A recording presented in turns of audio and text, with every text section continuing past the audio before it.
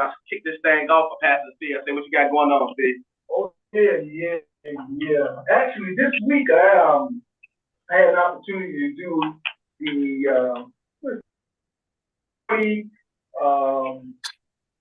how can I forget it? Now, Channel 40 CAN TV. Okay, CAN TV. Yeah, I had an opportunity to do a CAN TV interview, and I don't know if anybody ever been there, but it's right by UIC Hospital, or what they used to call it Bound Square, until it got moved over to Roosevelt and Woods.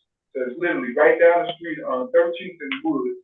And, pretty interesting place. They got a lot of little studios in there, and you can go in there, I guess, primarily for people that are doing nonprofit type of things, and that's the lick right now.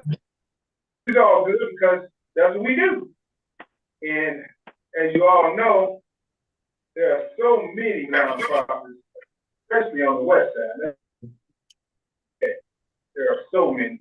So many or too many? I don't want to say too many because I might get offended. I'll say it for you. It's too many. Too many. Look, way too many. Let's look at those that have endured the test of time. Let's talk about it. If you've been around at least 10 years, I give you that. Oh, well, I mean, that's an accomplishment in itself in business, period. That's a great thing. If you can make it 10 years, that's great. That ain't even good, seriously. Right. No matter what form of business it is. And especially if you're in the food business, they say food businesses only last 2 to 3 years. And if they make it past the 4th or 5th year, they're gonna make it. Yeah, I saw Barbara do a comment up in the chat. Oh, yeah. I was walking over there. Oh, okay, my fault. I just brought up. So I saw somebody said, who's chatting on me? Somebody said, my husband. Yeah, my husband used to film our church, take our tapes down and film us on TV years ago. He got his certificate from CAN TV. Okay. Yeah, they got nice facilities. It's pretty nice facility. Nice little park. All right. It's clean, cold. Yeah, it's decent. It's a nice setup. What was the interview about? Actually, I was talking about energy.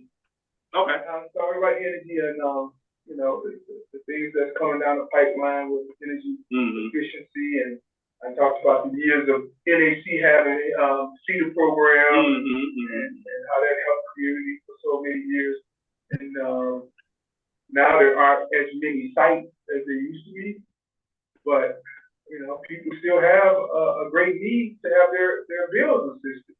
I mean, I remember back in the day, somebody had a $4,000 gas bill, and CETA paid like $3,000 something, $3,400, $3,000, something like that. All they had to do was come up with the other $600, $700, and it was for a house. And I was like, wow, man, they cover that much. But what people don't realize is, as what we call ratepayers, we pay a percentage of money into our bills per month that's held for things that we can get back. I mean, people don't realize that CETA or LAHEAP, they come in and they do insulation. I think they still do windows. I know they do the furnaces and the hot water tank upgrades, and they do appliances upgrades. Yeah, the weatherization. Yeah, the weatherization program. And everybody says, well, I might not be able to afford it. I make $100,000.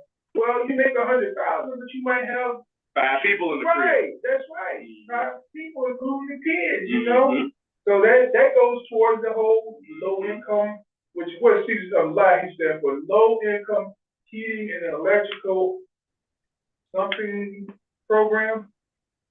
I forgot what the A stands for. Well, anyway, I gotta look that up. I should know that. We had it for 30 years. But nevertheless, that's what I talk about. Someone was detected at your front door outside. And it's always good to be able to talk about things that low income home energy assistance program. Okay. LAHEAP, low income home energy assistance program. There you go. And they've been around for what used to be called CETA, and then it transferred over. I think CETA is still part matter what they call themselves in so many words. But yeah, people need to know. Also, I think the city of Chicago has adopted an ordinance that says any new construction has to be what they call part of the electrification program, which means that you can't go, they're not going gas anymore. You gotta have what they call heat pumps for your heating. Definitely what is it, convection. For the range tops. Yeah. Induction. Yeah, induction range tops with the magnets in it. And you gotta buy special pans for it, but it cooks pretty well once you get used to it. And hot water tanks have to be electric. And, you know, the third thing would probably be coming down the pipe would be solar. Right. You know. So the question, especially with, like, let's say the gas pipes and all the other pipes that are running throughout the city and underground in general, what happens to those when we move to a more sustainable energy base? Do they just sit underground and rot? Do they gotta take them all up? What happens to those? Well, there still will be some places that will have to use gas. I mean, there are big facilities that are out there that just run better off of hot water. I mean, you could heat the hot water with electric, but I think that I want to say the gas burns a lot faster and it's not as efficient. But when you have a big superstructure, it might be the best way to go for rather than electric. But they're not going to totally get rid of gas, natural gas. I mean, they just want to minimize it and bring more electricity to the forefront, which in so many ways, you got to think about this. What creates the electricity? Not just solar, not just wind. Water. Well, yeah, water turbines. Right. But what heats the water? It used to be coal. It's not coal anymore. It used to be, well, what it really is nuclear. And right. Okay. And nuclear is the way that they heat the water to create the turbines. They make the electricity. So that case, yeah, they are dead on. Now, whole time I be doing my little research. And, you know, and Tesla created the Tesla coil a long time ago. Yeah, early 1900s. Long time ago, and there is still research that suggests all you need is, you know, a certain number of magnets with a little wire attached to it. You can create your own electric current field. So I'm still, and there's been other research that suggested you can run cars off oil as well as water. Yeah, and there are people who have done those things and they've mysteriously disappeared. Take it for what you will. Yeah. So the question is, at what point do they stop playing with us, man, or do we go ahead and let them know, like, come on, man, stop with the foolishness now. What do you got to think about it? Big oil is big business. Everything is big business stuff. Well, everything is big business. Everything. Not like OPEC. I mean, people don't even realize OPEC it's a lockdown. If OPEC is literally the oil companies that are in the Arab Emirates. What is it? Emirates.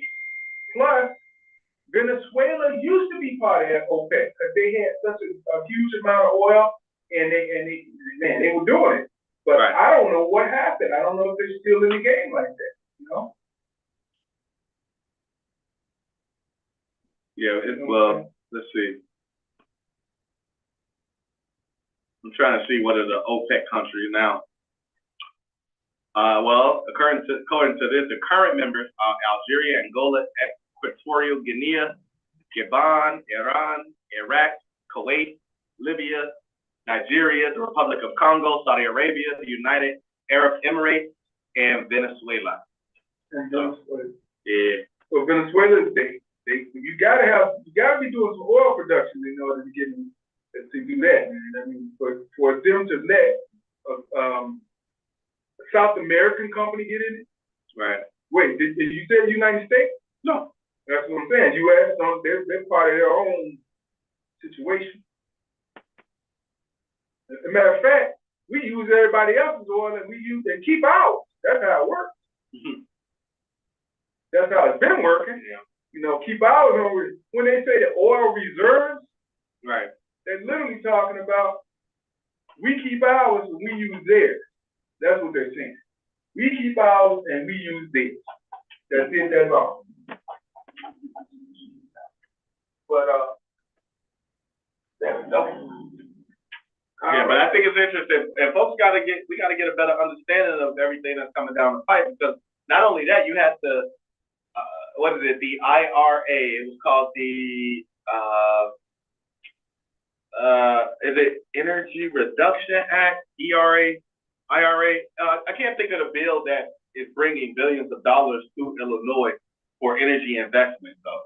You know what I mean? And these are spaces where largely minority folks aren't in yet. And in addition to understanding all of the savings we could be having by switching to energy efficiency products and appliances and XYZ, we also could be making a shit ton of money, though. Yeah. You know, You could be. and that's one of we keep missing out on this opportunity to put ourselves in position to make money because we don't focus. Well, I had a conversation with I was talking to Malcolm Crawford the other day. We were just talking about, actually, because we met up at Crystal Dyer's launching of the new, of her new location. And, I got there when y'all were pulling off on the trolley. So Malcolm was still there. And we were just having a conversation about the economics of the community, and I was telling him how, like, before when we had a conversation about, trying to make a certain amount of money, folks was like, "No, I'm cool, man. I mean, this is what I make. You know what I mean? I'm fine right there." And I'm just like, but why we always subscribe to charity and want to do stuff for free and make a marginal amount of money when there's a lot to be made, though. And I don't know why black people have the mindset that we shouldn't be rich. Well, we're supposed to be rich. We built this economic engine. All of us are supposed to be rich. We shouldn't stop until we get rich. No, I think it's the fear. It's the fear. But the fear of never having, which means that I never will. And people get locked into that sentiment. I mean, think about it. We had decades of people that lived in what was it? Not affordable housing. What do you call it? The project. Right. Decades and decades. That was just supposed to be a stepping stone. Right. You got generations that ended up being there. Multiple generations. Yep. So to sit there and tell people that they should be rich, well, let's just make it real simple. When you go to school, the schools don't teach you that. They ain't supposed to, though.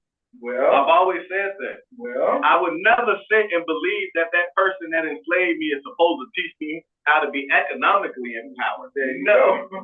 No. No. And if nobody else is giving them the hint, because people feel they go to school so they can get the hint. They ain't getting the hint.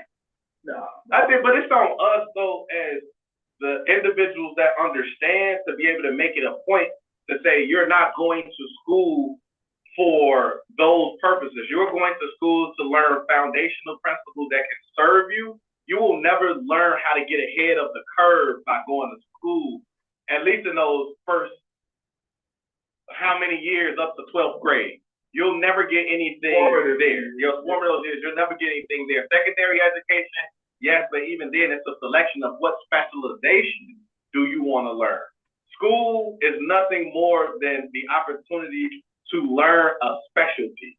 You will never, because there's too much knowledge to acquire in this world of abundance that is either going to be unnecessary for us or will have no utility for us. So you can only learn what best serves you and possibly your community. And I would love it if we could ever get back to that space of bartering where you go be the lawyer, you go be the accountant, you go be the physician, you go be and everybody can now come, and now we can sit and trade stories about how to get ahead in the game, because that's the only way we're going to be able to do it.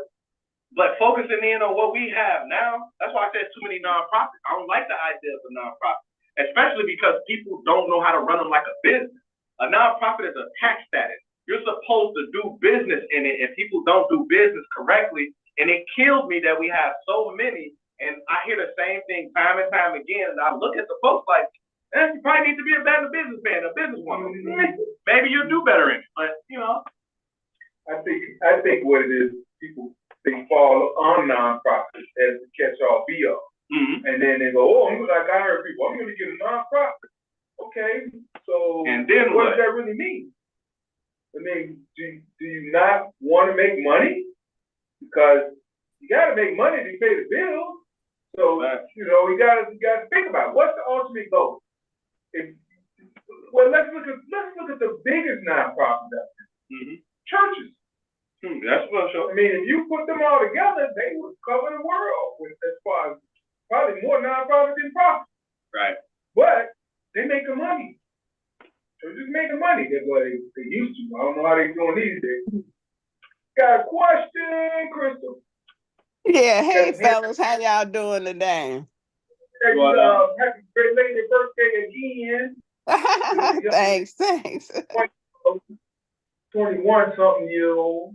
That's right. And I'm sticking to it. That's right. Move like it, be like it, right? That's exactly right, okay? Yeah, the thing about nonprofit, well, of course, I have a for-profit business, and I'm a nonprofit founder. And, and so being in business, period, I've learned, from speaking with a lot of people and, people come to me for advice, for many, many years. No, they do not know anything about the structure of business. I mean, so many people, God knows, have come to me with the most crazy ideas, right? Because they thought, that whole nonprofit, that word, right? It's just a word. Right. And they think, I've had people come say, yeah, I'm gonna start a nonprofit. So then somebody will give me a building and I'm gonna start a record studio. What? It doesn't work like that. I'm gonna start a nonprofit and then they automatically, because there's books out there to tell people that nonsense. And I would explain to people, in some cases, in most cases, that's how they became a millionaire, selling you that stupid book. Yeah, that's a fact. That's a fact. Yep. Right, because none of that stuff that's in that book is true. Nobody, it's just, because you have to, there's some work involved.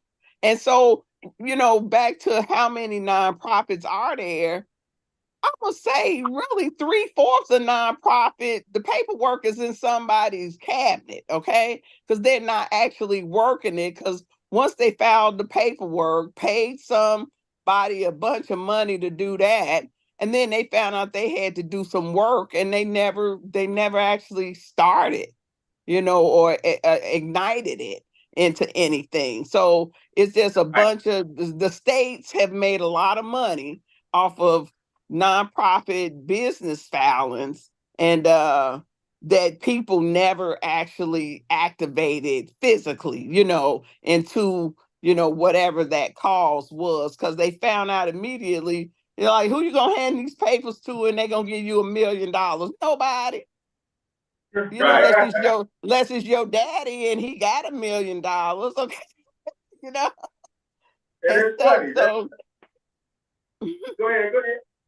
No. So that's what I see the majority, and and then you have on the other side the people who say they have ignited their nonprofit, and still for some strange reason they, because still they don't know business, they didn't take the time to actually take a workshop. There's all these nonprofits that give, these large organizations that actually give classes for free of charge, so you can learn the foundations of of running a nonprofit, if you even need to do it. If you just like giving, handing out free diapers, guess what? Hand them out, right? And everything, everybody doesn't need to get a business status for that. You know, if you didn't you print papers for all the kids on your block, well, guess what? You don't need to file to be a nonprofit, because that may just be what you do out the kindness of your heart, till you die. Everybody got a mama on a block. I know when I was growing up, my mama was that person. You see, that always would make sure all the kids were safe. Well, nowadays people want to go file for a nonprofit. Back then, people just did it out the kindness of their heart and, went on until the day they left this earth. Well, I think back with Northwest Austin Council, because when they started out, it was just a bunch of people in the community saying we need to strengthen our community with these pillars. I know why they did it, because the community was changing back, 50 years ago. And they said, you know what, we need to get on top of our public safety, because we can't let it go down here. We need to get on top of our educational institutions, because we can't let that go down here. And we definitely got to get on top of our housing stock, because that's all we got in the northwest corner of Austin. And I think what really made them go nonprofit was that somebody came and said, you need people working for you, and you can make money to cover those people that work for you and get some programs. And that's why I think they kind of picked it in.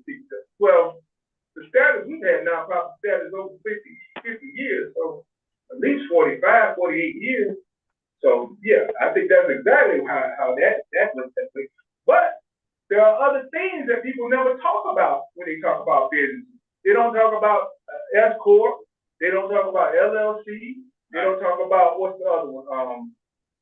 C Corp. C Corp. No, these sole proprietorship. They never talk about it because they don't know what they DBA. Doing business. Yeah, DBA is the easiest way. Mm-hmm. But nobody thinks about it. They just go, well, I'm just gonna get a nonprofit, and then what? Some people don't even know that. And even within that, there's different levels of nonprofit. You got C3, C4. Yeah, that's true. What I mean? That's true. C6, C7, C8. You know what I mean? Like there's various entities, and different ways of getting started. But I mean, and I get it. That's why I just said there's just too many. You know what I mean? And I've long said that we need to figure out a conglomeration so that we can get all of these maybe 10 nonprofits together, come under one umbrella, and start doing work together. Stop focusing on trying to get 100,000 and get 10 million. Get us a little school. You know what I mean? That way you walk through and each door is a different entity. So you figure out what you need. You have a one-stop shop. You know what I mean? And I think we're gonna get there. So look at people like Oprah. I'm sure she has a nonprofit with her school. Remember, she has a school in Africa. Yeah. So I mean, like I said, I always say billionaire by another name. Of course, they got nonprofits because they're gonna use that as the tax write-off method to be able to, and which, hey, I don't find nothing wrong with it. Play the game, baby. Oh yeah, you know what I mean? So every day, all the time. Oh yeah, that's the game. They put these things in place for a reason. We just gotta learn how to play it. But you're absolutely right. How can you run a nonprofit if you never knew how to work a business on your own, from either working with somebody that had a business, right, or having your own business that was for profit in the beginning? I mean, you gotta have some disciplines, man. Some disciplines you just have to have. I think, and so part of it is that, so when you launch a business, you're bringing you into the business ultimately. So what that means is, if your house is not in order, your financial house, if you're not organized, if you don't know how to keep time, like how do you expect to run a business and for that business to do that? Because if you are the business, especially when you're the starting person, and that's one of the things that people have to shore up before they get into that space. You got to clean up and get your house together before you're ready to march into doing that. And even still, like Crystal said, there's opportunities for development, and you have to go ahead and move into that realm of, I don't know everything, and instead of just continually asking people and then, piecemealing things, I'm gonna go actually sit down with some of these experts and take in some of that, find some mentors or something, And again, maybe it's scared, maybe it's ignorance, maybe it's just, we come from sacrifice, struggle, and strife. Right. And that's all we know, and we use what we got. So we like, all right, I can do the same in this realm. Well, that's not how it works though, and it'll never work like that. Yeah. So that's why I don't like having so many nonprofits, because we just don't know. We don't know what we're doing for real. Well, I remember years ago, Miss Span said to me, it was probably 25 years ago. He said, Northwest Austin Council, we are not a social service entity. We are a grassroots, community-based organization that are based on those three principles. Supporting people. Well, let's get to the real root. That's verbatim said. We empower people in the community around the issues of public safety, housing, and education. And the key word is empowerment. Because I remember years ago, I used to say, Miss Ben, how come we don't go over there and do this for them? How come we don't go? Because if we go do it for everybody, nobody ain't gonna want to do nothing to support themselves and to support the base. And I was like, wow. Look, I done took that in so much, listening to you tell them, things like that. Look, if somebody asks me for anything, I got information for you. You gotta follow up. Now, if you follow up and say, well, that didn't work out, then you come back to me, then I keep going to extra stuff. I go no further than sharing the information with a person that I know it could be beneficial and useful. And then I step back, because I need for folks to do for themselves. We can't be again, I done listened to that. I heard you say that. And I have grown into that type of individual. I'm not hand holding anybody. I'm gonna walk with you. I ain't holding your hand though. Well, I can't do nothing for you. Someone is detected at your front door outside. Too. I said to her, this Span, but what about the people that's paying dues to the organization? They want something for that. She said, yeah, we support them.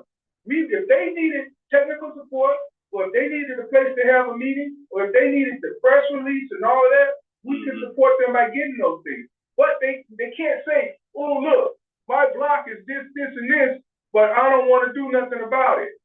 It doesn't work like that. You got to have to come in and support it also. You may not have to be the lead, but you can't just, what they say, throw the stone and turn your back, or throw the rock and turn your back. No, you gotta be a part of it.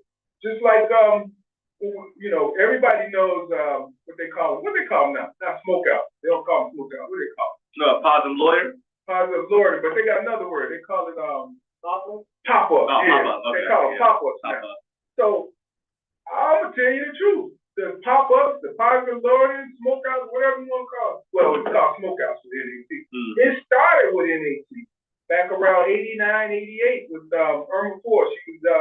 She was our bookkeeper and the first woman police officer out of Natchez, Mississippi, back in the 60s, I guess. And she was an organizer for NAC. She came up with the idea that, go out and do the recon on the block. If somebody's been saying there's some issues, go do the recon, find out who the leader is. Then you set up a time for the police command to have their people come out and do a roll call on shift change, and then you get some barbecue grills, and you cook some little hot dogs and hamburgers, and break bread with the people on the block, give out some sodas. The guys on the corner out there doing what they're doing, they get one too. Because they have to understand that, we all part of this community. And how your part is not going to be detrimental to my part, because I got more at stake. But we're going to work with you. And when we say work with you, we mean we ain't going to have them on that gunplay, We ain't going to have all this trash up and down the block. And we definitely ain't going to have all this loud noise and craziness. So in order to sustain your position at whatever you're doing, you need to eliminate those things. Because guess what? Law enforcement is part of the community too. Because they work in the community. Right. And they got jobs to do. And the people that's in the middle, the stakeholders, the homeowners, the people that dwell there, they gonna do what they gotta do. So, it is. But the other thing was always said that you can't get rid of crime. You can only keep it moving. It just moves, yeah. Yeah, we keep it moving. And that's part of the task. Yeah. But nevertheless, we're just talking about nonprofits and what does it mean and who has one and why and so forth and so on. DeAndre just said, they're different, like the 50, what is it, 504? About C4. C4? Yeah. And explain what that is to me, because I know you. So a C4 would allow you to, it's similar to a C3 in that you could, raise funds and things like that, but with this particular type of entity, you can, it could be for like a club, it could be block club in this example, but it allows you to have a little bit more political action tied to it. So you're able to then advocate or even promote candidates and things like that versus C3. We know you can't be involved politically. Additionally, because it is a different tax status than a C3, it does not allow for organizations to give you funds that could be generally looked at as for a service-based project. Now, there's some ways around that, but in most cases, you're not going to be able to get the same type of funds or access.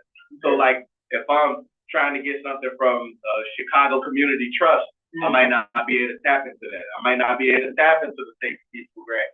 I'm not saying you can't. I know you can, obviously, in this case, because you can do it through a block club, but there are entities that won't give to C4s in the same way because they have that essentially political component attached. Now, I don't know about no limits now. Right. Yeah, I got to find that one out. Okay. Wow. That's the amount that a person give you at one time?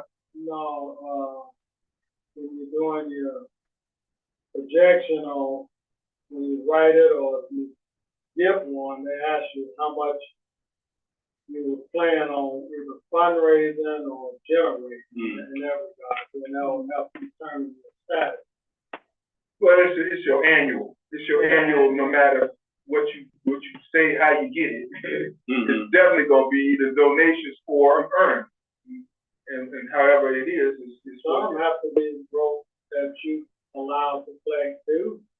But dues is fundraising. Yeah, but I'm just saying, your status comes with all that language that whoever writes for it or whatever status they're looking for, they better make sure. That's all I'm saying. Look, I know good and well what DeAndre was saying as far as coming together. Man, if Donald Trump was able to raise all this money, and I don't even know what he's getting it for. How do you help somebody that's already helped themselves? Being part of the game, man. You got to give something to get some. Quid pro quo. Man, they never cracked politics. He ain't never cracked a Bible open, but he's selling Bible. I'm like, how does that work? Gym shoes. He's gym shoes. Oh, come on. Tennis shoes. Yeah, shoes. Well, again, if that man's able to raise money, there's no reason that we as a community shouldn't be able to raise money and do the things and follow through with the mission that we want, but we don't have the vision. That's the thing. I remember again, Ms. Spann said to me, "Oh man, this is the beginning of the millennium." It was like 2000 or 99. She said, "Steve, we need to create a mandate for Austin." And I was like, "Okay, what's that, Ms. Spann? I'm not sure what you're saying." She said, "People in Austin have to say what they want for the next 20 to 25 years. Say it, manifest it, and let the powers that be know that this is what they need and make it happen." And I was like, "Okay, good, Ms. Spann, go ahead and do that." I mean, I'm like, that sounds like a great idea. I know she said it, but I just didn't understand what it took to matriculate that or make that come to fruition, other than you gotta do something. You gotta get the right people to get that to happen. Now, if we talk about a mandate, would you say what Austin come together is They have a quality of life plan. So that's not so much a mandate. No. For people of Austin. I wouldn't call it a mandate so much as, like you said, the vision piece. That's the quality of life plan is essentially just a vision of what you'd like to see over a number of years. So in this case, they started off the original one with 5 years, and I think they're going to go back to the same one, do another 5 years. Okay. So in essence, the mandate, you actually say, this is what we want. No. Do you even ask people do what they want, or do you put it on the table and say, you all buy into this? And now we go to the powers that be to make this happen. Because we deserve this, we want this, and we will not stand for anything less than this. some of all what you just Yeah, said. right. Yeah. So people with money, they know how they want to spend their money or invest their money Right. or getting money. Right. They just looking maybe for creativity, Right. thinking out of the box, or whatever organization has a working relationship, float RFP, request for proposal. Right. And then like individuals like us go to those organizations that they don't have individuals who thinking out of the box in that regard, who write for whatever the funding source is looking for and demand for investing in Austin. Yeah. So that's how that's done. Speaking of that, Go ahead. creative out the box there, I got one of my young boys, his name Kobe. I met him at Elise did the We Are Our Own Medicine. She did a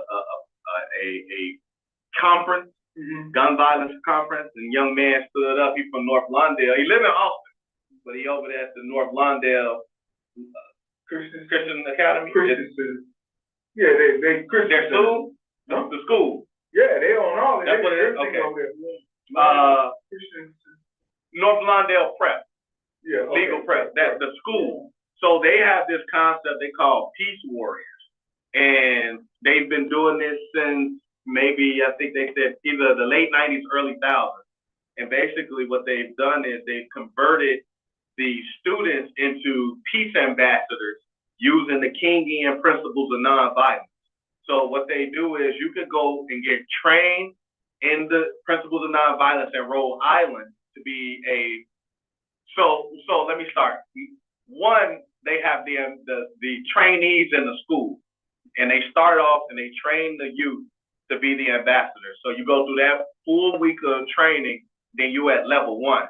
You go to level 2 when they send you to Rhode Island, and then you become like a district trainer and all this other thing. Right. So this young man, Kobe, he went to the school.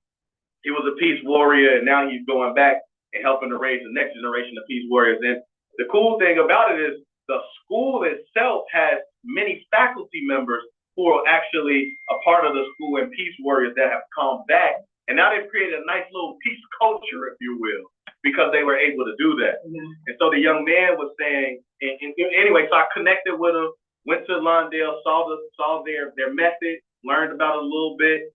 And, you know, I've been kind of rocking with him ever since. Like I say, he's about 24. You know what I mean? I think he got a good head on his shoulders, and, you know, we just want to continue working with him. And so he called me up and he's like, yo, D, I need to tell somebody about this. And so I wanted to run this by you. He said, man, look, check out this idea. I want to do an idea where if we going to go around to all of the businesses and the nonprofits and the elected officials, and we're going to ask if we can convince these folks in the community areas, Alton, Garfield, Lawndale, Humboldt, all of that, to have a consecutive number of days of peace. And those entities would fund a pot in which after so many days of filling it up, because we've had so many days of peace, the money collected could be then used for a community-wide project. People from the community can have input as to what it goes to. So let's just say hypothetically, the pot reaches $2 million, and now there's $2 million that can be invested into something, you know, but it has to be like an entity, something that could bear fruit for the community. So whether that's a community not an organization, but a what's like Bill, what is this, like like a community center. Community, that's what I'm trying to think. Like community center or something else that could be beneficial to the community. And so I was just like, okay, I like that. I was like, well, why don't you just call it like a peace bank or something? Yeah, I like that. Okay, all right. So now we, you know what I'm saying? So now I'm helping them. I'm trying to figure out. So I know a couple funders, you know, in the philanthropic space. I got about 3 of them from different Joyce, the Crown, and Pritzker Pucker. You know what I mean? So I'm trying to put him in tune with them, because what we want to do ultimately is now we would like to say, okay, if we could get the electeds, organizations, other leaders, businesses, and who's ever else willing to support something like this involved. We would like to see the philanthropic societies match. You know what I mean? And so that's what he's working on. You know, now I'm just supporting. I'm in a supporting role, trying to help him with connections and things like that. But that's one of those ideas to Arnold's point of some creativity is something that, you know, okay, I ain't never thought of that, but maybe, I don't know, maybe if Phonem hear something like that, you know what I mean? I don't know, you know what I mean? So, well, let me interject because I have to go back to my other mentor, and he was Brother Kenneth Butch Campbell. And I want to say a month before his death, he said to me, he said, Steve, we got to get away from all these programs and campaigns. I said, what do you mean? That's what everybody does. He goes, well, campaigns, they come and go. And once the campaign over, it takes a lull, everything drops down, and then they pick back up when another campaign starts. He said, but that's not always good. It's like eating a lot of food and then being hungry for so long, you eat a lot of food, now your stomach hurts, you feel like you're gonna throw up. And then he said, the other thing is programs. He said, when the money run out of programs, the program disappears and nothing else comes out of it. I'm like, wow, he's kind of right about that.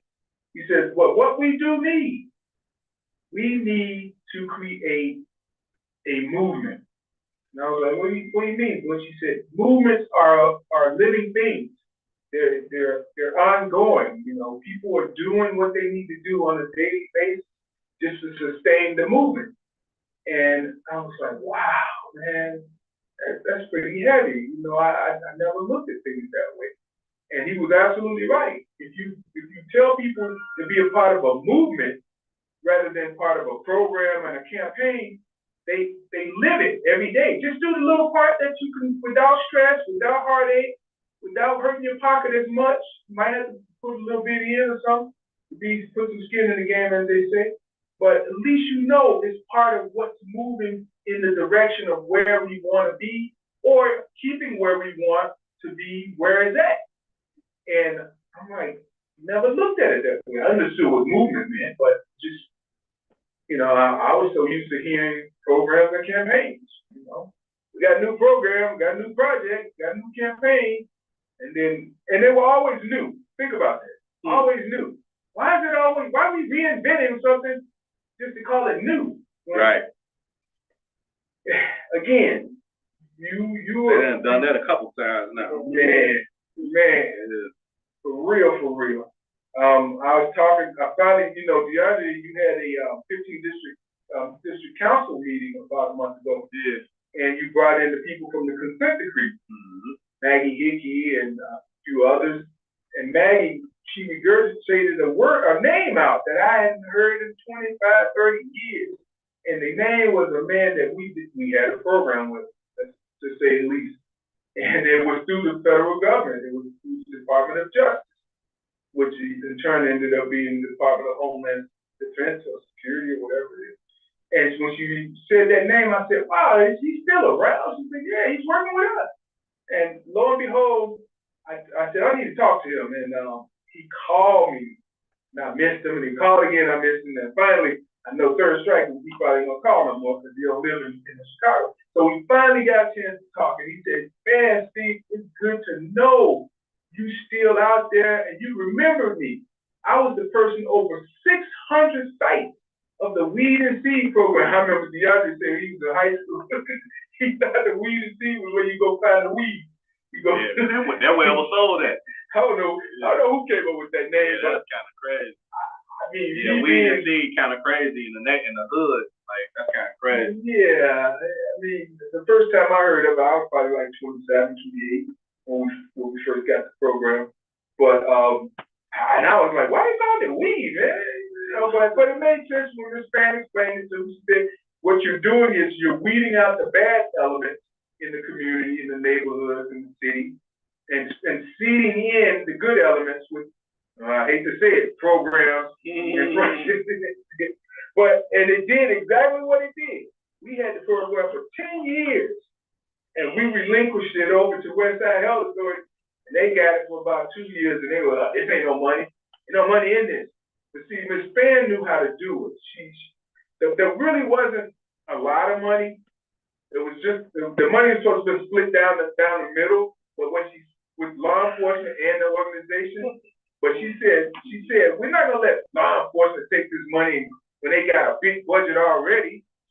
They need to reinvest their portion back into the community. So what she told them was because the money came through NAC. She said, what you're gonna do with your portion is you're gonna let us get gym time, we're gonna get basketballs and equipment, we're gonna get uniforms and referees, we're gonna get trophies, and we're gonna have you guys put your time into playing basketball with these guys out here on the streets so that we can build relationships and tamp down a lot of this garbage. And at first they were kind of hemming and humming, oh, we want to buy radios, we want to buy vests with this money and all this. She said, nah, y'all gonna do that with where y'all get y'all money from anyway, but you ain't gonna do this with this little money we got. And we had to use a good chunk of it for our organizers to actually make all this come together. So I mean, she knew how to make things happen, man. She knew how to talk it through. The man that ended up calling me that worked for the Department of Justice, he said the same thing. He said, man, Steve, one thing I loved about Leola Spann, she was a very methodical and calm leader. I mean, there would be tense incidents and situations where she would just sit there calmly and like, this is what we're gonna do. This is how we're gonna do it. This is when it's gonna happen. And bam, like that. And I'm like, yeah, I've been at the table with her many times when things like that happen. And he said he learned from her. Here it is, the man that was one of the first directors when right after 9/11, he was made the director of Homeland Defense, or Homeland Security when they started that whole thing after 9/11. And he had 600 sites all over the country. He said, man, I learned a lot from Ms. Spann, Ms. Leola Spann. I said, wow, I understand wholeheartedly. But again, I'm just saying, following up with the whole idea, we got on the path to talk about nonprofits, we got on the path to talk about what it really means and why so many are out there and what have you. The other part is, if there's so many nonprofits, where are they getting this money from to sustain? Oh, they ain't got no money. Well, there you go. Every small nonprofit complains about money because they don't have it. I mean, but that's also because they're eating off the same pot. They don't know where to go get money at. Every single large organization has funds that they have already marked into their budgets to give away to nonprofits. Coca-Cola, Pepsi, Hertz, you name it. Every single one of them have money that they're going to give away. It does not matter. They all have money to give away. The problem is everybody only knows the same revenue streams in order to find ways to get funds for their projects, and not understanding that there are multiple means. I mean, but again, that's for them to go and find, and that's, you know what? No. I've been throw somebody under the bus, but you know what? I ain't gonna do it. Let's do this. I ain't gonna do it. That's what. If you had a magic wand, what do you think that magic wand should do to make things better? Because what does better really mean? You know? Well, somebody asked me this question. I said 3 things need to happen for the community to be in the best position. Parenting has to be better. We got to understand money better. And we also got to understand personal responsibility and self-accountability. You increase those 3 things, we'll be in a much better position than we are now. Everything starts internal, number one. Everything starts from a foundation. That's what parenting comes at. And then everything in this lifetime, I don't care how you feel about it, it all derived from money. I mean, that's the only thing that people understand. I mean, so if you get those 3 things in order for the Black community, we have been in a better position. But that's the only thing that we need. So when you say the Black community, you mean each and every individual, right? Because if you give some individuals, all they gonna do is go buy a big old Cadillac, put some rims on it, but again, some speakers and whatever. But again, that's why I said personal responsibility, self-accountability. If that increases, you can go do that. And then when it's all gone, you can look to yourself and say, well, you know what? I know I had the money, but I spent it because that's what I wanted to spend it on. That is okay. That's perfectly acceptable. At no point can you then go back and blame the system, how you were raised, the parents that you came from, the family that don't support you, the community that don't support you, and the Most High who didn't give you everything that you prayed for. And that becomes, you understand that I am the driver of my life, and I am in the driver's seat. You know what I mean? Like they said, like even as so that is what, to me, is the missing ingredient for us. But again, if we can create better foundations through parenting, those that even the parenting, when I talk about school, I've always said school is not a place where we're supposed to go learn anything. School is the reinforcement, if you ask me. You learn at home. Now, I'm not a history teacher, but it's my responsibility to make sure that my daughter knows the history of her ancestors. So whether, like my auntie, I'm so happy and thankful that my auntie went and did our own family history to understand a little bit of the dynamics. I don't know everything, but at minimum, I can go and say, okay, here are some of the things that happened. Yeah, your great-grandfather was a slave. He was here. He married this woman here. This is why our name is Rudis. You know what I mean? Like I don't know what it was before this, but this is the way it came out. You're a free person because you don't have the name of a slave master. I think your great-grandfather spelled it wrong, but at least I can say that part is integral to a child's development, knowing themselves. When you give a person knowledge of self, they become a totally different individual because they will not want to mess up the name on the back of the jersey. You know what I mean? The reason why we're in the position we are now is because nobody knows themselves. We are not raised to know anything outside of what those folks in school teach us. And like I said, I'll laugh in the face of anybody that swear up and down that the system is supposed to teach you when they done had you enslaved for 250 years and then under lock and key for another 150. Come on, man, that's crazy. Right. Okay, Crystal, you got something you want to say? Okay, yeah, excuse me, when y'all were talking about, nonprofits and funding. I mean, I have a for-profit business, Gone Again Travel and Tours.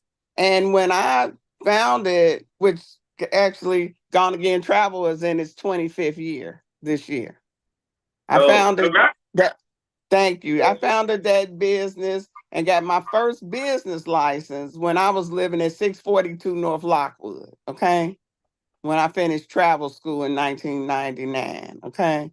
And so when I had the idea to start a nonprofit, the original idea was to fund it from my profits from my for-profit business.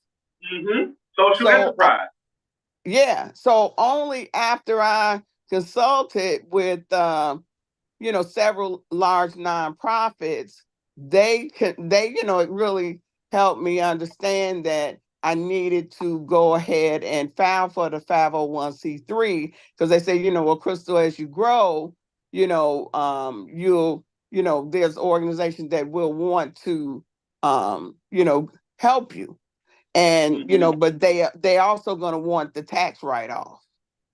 For sure. And so it took me, I founded the nonprofit in 2015, but I didn't actually file for the 501c3 to, I think it was 2016 or 17, you see, and everything, because I wanted to learn everything, to see, okay, what should I do? And so, as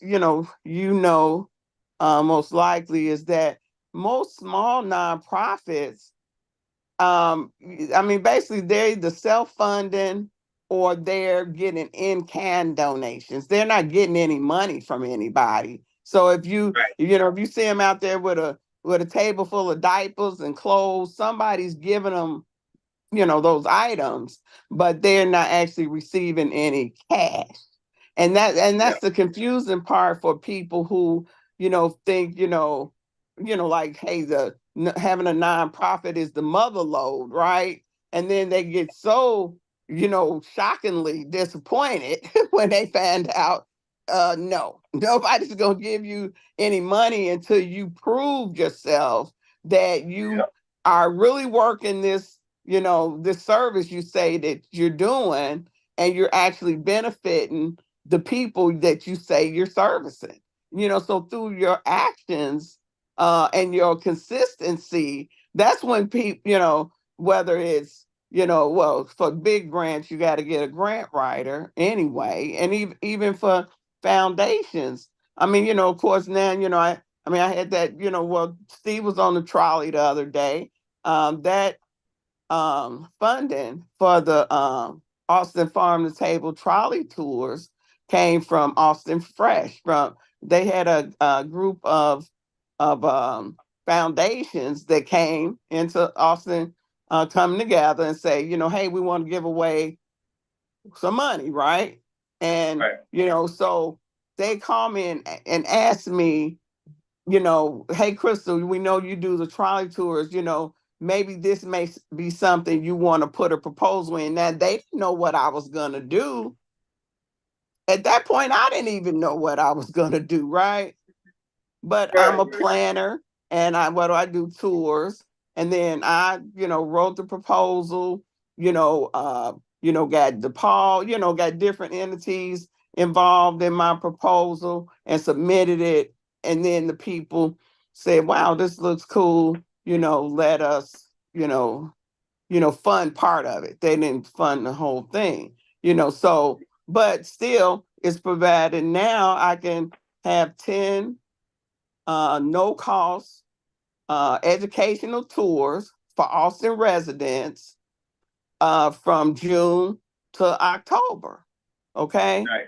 And so, yeah, and so, with, a tour guide. So, so this is, helping, educate the community. Basically, it's a resource.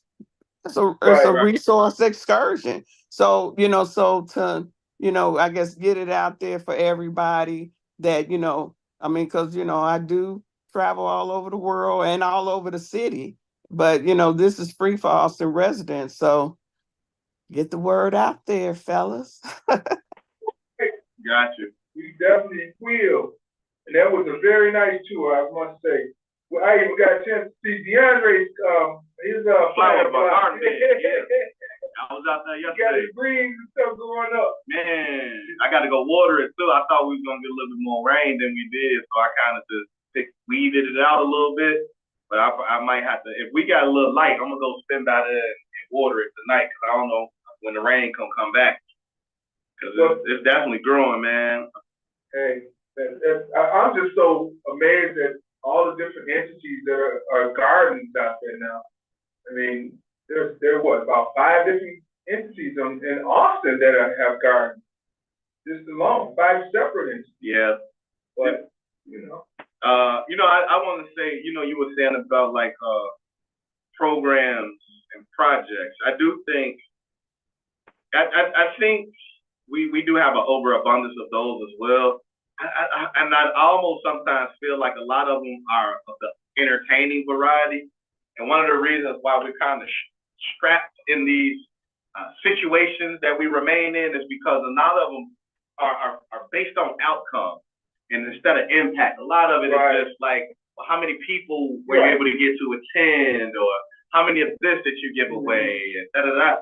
And impact, true impact would be closing our literacy gap, at the end of closing the day, our wage gap, closing our digital divide, closing our socioeconomic status, closing the life, the life expectancy gap.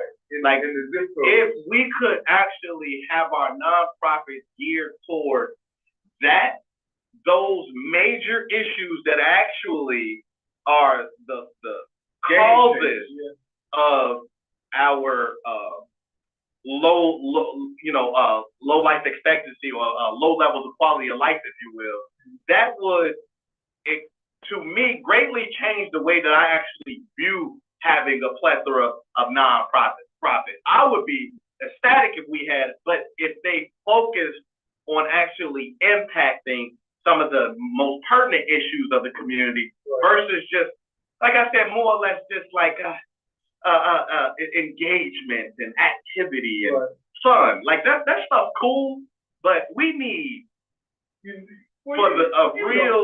transformation. You know the rules of organizing. You go out and find an issue. You work the issue. You get people to get involved with the issue. You champion the issue. And when you champion the issue, what do? You celebrate after that. And it could be large celebrations, small celebrations. It could be a small portion of the issue that you won or champion over. But that's how it's supposed to be done. And back again, when I said movements versus programs and campaigns, I don't think it would be wrong to say you can have projects, programs, and campaigns as long as they are supporting the movement. If they're supporting the movement, when they fall off, the movement don't fall off. You know what I'm saying? It's just the programs and campaigns and projects are just wheels on the Army tank. You know, the tank got to keep moving forward and keep firing and getting past the enemy and breaking down walls to get to where we're trying to go. Even if the wheels fall off, it's still the engines running, the people inside it, the movement. You can have the project. Let's call the projects, programs, and campaigns the gas in the tank. You know, you just got to keep putting that gas in there. And we do know, eventually one of those programs, one of those projects is going to end, but you got to put some more gas in to keep the movement alive. And I'm wholeheartedly in belief of that. When Bush said that to me, man, it was like a light bulb moment went on in my head. He said, Steve, we got to stop looking at things for the projects and the programs, and the campaigns. He said programs and campaigns. And I said, what do you mean? He said, we need a movement because people will buy into a movement and it's a living thing. It's ongoing. And I was like, wow, Butch, that's heavy, man. That blew me away. Yeah, but what's the movement that you're going to be able to get all of these Negroes involved in? Well, I mean, everybody is like the Key and Peele's kid. We are not a monolith. Yeah, but everybody wants the same things. I mean, everybody wants to live. Everybody wants to have a good quality of life. Everybody wants to. Well, I'm not gonna say everybody wants to learn, because some people don't want to learn. But I mean, we have to ask that question: what do we want out of our Army tank? You know, out of our military tank, our movement. What do we really want? Like for me, you know what? I'm giving an example. For many years, everybody knew Northwest Austin Council from Miss Spann. Oh, that's Miss Spann. There's Northwest Austin. Now every time you look around, everybody say, oh, that's Steve over there with Steve's place. They don't even call it NAC. They don't even call it Northwest Austin Council. They say Steve's place. Right. And I'm like, no. Yes and no. Yes, part of it is my place because I own the building, but the organization is the community. Right. And I'm the only reason I'm involved with the community part because when I first got involved with NAC, it was for selfish reasons. I was 25 years old, and I bought a property through their first-time home buyers direct sales program. And once I bought it, I just kept bothering NAC and people there with things I needed. Man, I get garbage cans. What I do about these neighbors over here with all this noise and they hanging out? You know, well, we know them. We'll talk to them first. We'll introduce you to them. This way you can get your garbage cans. We'll have awards. You know, all these things. But again, you know, I tell people, be selfish about your community. Be selfish about where you live at. You know, if everybody was selfish about taking care of their property, making sure their neighborhood was sound and safe, we won't have all these problems, man. We won't have these problems because guess what? All of these shootings, all these carjackings, all this other crap, it's coming off the block. It ain't coming out of no high rises. It ain't coming out of no townhouses, penthouses, and all. It's coming off the block. And everybody knows who it is on the block doing what they do because these people talk. They talk, and if they ain't talking, they on social media talking. If they ain't on social media talking, they rapping about it talking. I mean, we and I hate to say what DeAndre said, we put education in the hands of other people to teach our kids and to guide our communities and our people. But I hate to say this, I honestly believe the music has shaped and led our people in a whole nother way. I would have never thought that Motown would have been the direction of where we at today. I would have never thought R&B and soul would have been the direction of the way that we are today. That was just background stuff, you know. That's just entertainment. But when rap came around, they called it a culture, and they named it hip hop, and they called it a culture. They didn't. You never said it's a Motown culture. You never said it's an R&B culture. Well, I know there was a jazz culture. There was a jazz culture. There was a bebop culture back in the day. There was the blues culture. But I know for sure we are living in a hip hop culture. And that in itself has taken a whole direction that nobody ever would have thought. You know, during the golden age of hip hop, you had social consciousness rap. You had a lot of women rappers that were speaking about issues that women. Who you calling the bitch? You know me. Bust it out. You know, a lot of things. Chill night. Come on, they were getting down. Yeah. You had Afrocentric rappers. And then all of a sudden you heard gangster rap. And we were like, what's gangster rap? And guess where it had to start? LA, right? Yep, West Coast. Because they were so deficient of not being in the game since the 70s, the 80s. They came in the mid, well, I didn't even say mid-80s, the late 80s. And they just seem like they got a stronghold on stupidity since then. Well, I mean, you know, the art always reflects life. You know what I mean? So they were just pretty much talking about their perspectives. They just hyped it up a little bit and made it a little bit more edgy. I think what it is though is we once again. So you know, consumption comes in multiple forms. So for us, it's what you see, it's what you read, it's what you hear, it's what you eat, right? And so all of these things make up the person. And so what the folks that understand control understand is that when you manipulate those factors, you can get what you have right now. They have manipulated our food. They have manipulated our self-image. They have manipulated our music, and they've manipulated our environment in such a way that what we see directly in front of us is what we believe we're capable of. We no longer talk about all of the accomplishments of Black people that actually led to what is now America. Any and almost everything that is American is the result of a Black person's blood, sweat, and tears. You know, they couldn't capitalize on it, so the white man did. But then additionally, and to even speak about the music that we have now, that is the same thing that is happening now.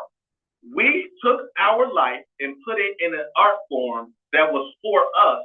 White people took it and bottled it up and sold it as what the actual lived experience of every Black person is, when that was not true.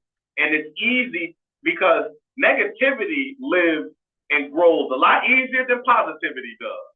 You know what I mean? So they get the same sunlight, the same water, the same. But it grows. It grows much quicker. It's much more. How would you call aggressive? Readily accessible because of emotion. It's much easier for us to exhibit anger than it is for us to exhibit happiness for whatever reason.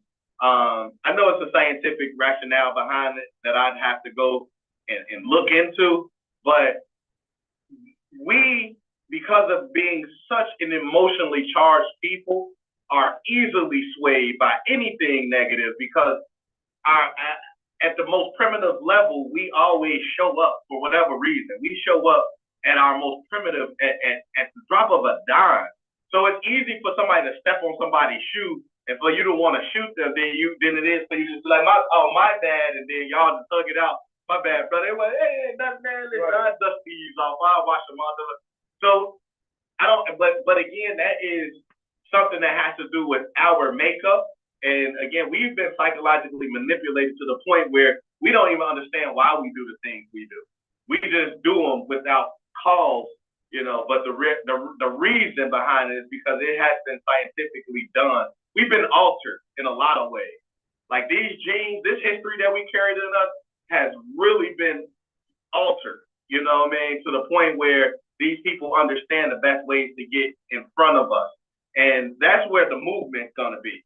If we're gonna have a movement, it has to be one in which we elevate our own understanding above anybody else's. So what that means is we discard the images that they show us, right? One of the things, I watched an interview with Byron Allen. He's like a billionaire now. He owns a bunch of cable companies. And he said that he talked to one of the white folks that was in charge of our programming. And he said, let me ask you a question. Y'all have the nerve to promote what Black people see, their image, their visualization of them. Would you be comfortable with me, a Black man, doing the same for your daughters? And the man said, no. He said, exactly. So why do y'all think it's acceptable for us? But it's acceptable because we accept it, though. We buy into everything that they give us without thinking twice about it because we see a Black face associated with it. And that's the problem. Get rid of everything that is not of us, that we don't feel should be associated with us, and we'd be in a different position. We could create a movement based on that. I think we'd be doing well for us. That's a mouthful. Yeah. So what do you say? Any questions, anybody? Or comments to the rebuttal? A rebuttal to the rebuttal. Anybody? How about you, Camilla? What's happening with you? Hey, good evening. How y'all doing? Hey. No, I'm just ingesting, just taking it all in. I guess you. I don't really have a comment. Well, I mean, it's a heavy topic, to tell you the truth. I mean, if it was as easy as turning on the light switch or turning it off, it would have been done. Man, real. But rough. Well, I think one thing I was listening to Brother Rudis, it's all a matter of pride and buying into a lot of us don't know who we are. A lot of us have got lost in the hype. It's like people can watch these music videos and it's all fake. You see the fancy cars, the money, the beautiful young ladies with the weave and the big behinds. Do you know it is so many young people now that they'll take their money to go get these injections to get, get the fat BBL. yes. It's like we don't have true identity. We don't know who we are. So I agree. We are victims of psychological bondage.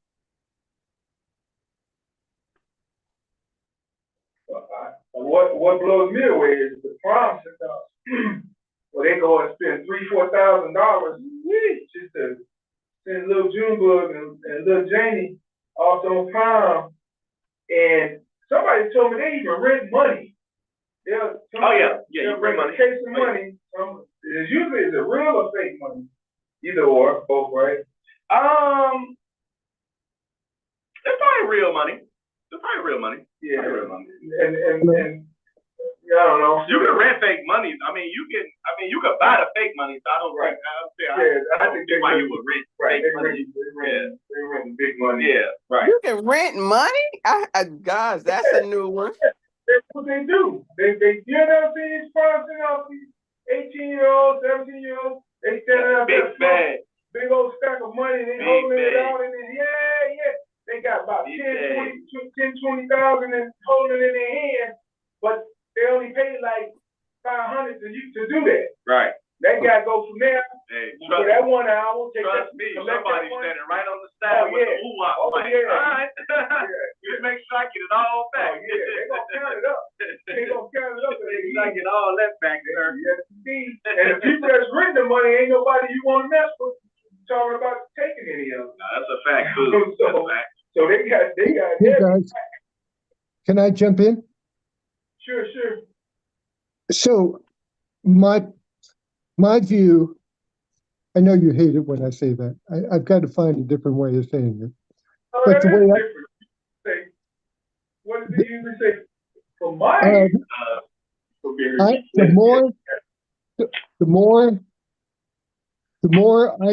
whenever I blame somebody else, I'm disempowering myself.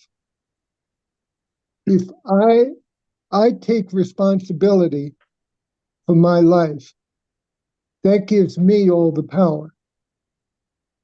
Right. So when did you say, Barry? Because I talked about that earlier. I said self-responsibility. No, personal responsibility, self-accountability is what's necessary. I said that earlier, so you might have missed it then.